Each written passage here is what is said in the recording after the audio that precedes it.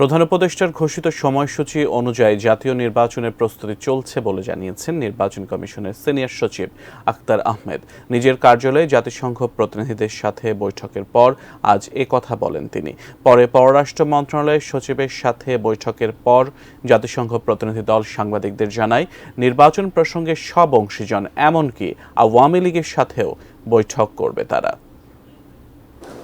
জাতীয় নির্বাচনে 2005 সাল থেকে নির্বাচন কমিশনকে কারিগরি সহযোগিতা দিয়ে আসছে জাতিসংঘ উন্নয়ন কর্মসূচি ইউএনডিপি। প্রতিবারই ভোটের আগে দেশের নির্বাচনী ও রাজনৈতিক পরিস্থিতি মূল্যায়ন করতে আসে কয়েক সদস্যের জাতিসংঘ মিশন। এবার নির্বাচন কমিশনের পক্ষ থেকে আগামী ত্রয়োদশ জাতীয় সংসদ নির্বাচন ও ভোটার তালিকা হালনাগাদে কারিগরি সহায়তা চাওয়ার পর সোমবার আগারগাঁওয়ে নির্বাচন ভবনে বৈঠক করে ইউএনডিপির প্রতিনিধি দল। এতে নেতৃত্ব দেন সংস্থাটির আবাসিক সমন্বয়কারী গোয়েন লুইস।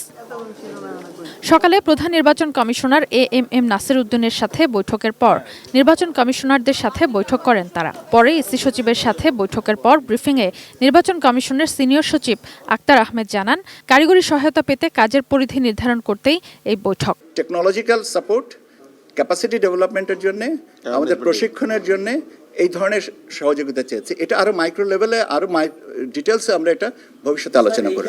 নির্বাচনের সময়সীমা নিয়ে সাংবাদিকদের প্রশ্নের জবাব দেন তিনি। আমাদের যে প্রধান উপদেষ্টা মহোদয় যে উইন্ডোটা দিয়েছেন, সেই উইন্ডো নিয়ে আমরা কাজ করছি। গত সপ্তাহে নির্বাচন কমিশন সচিবালয়ে প্রধান নির্বাচন কমিশনারের দপ্তরের পাশে একটি কার্যালয় করা হয় ইউএনডিপির। ইসির চাহিদা অনুযায়ী পদক্ষেপ নিতেই এই উদ্যোগ বলে জানান আখতার আহমেদ। জেনেক্সে শিফট করো, লাইফকে লিফট করো। এখানে একটা অফিস কেন?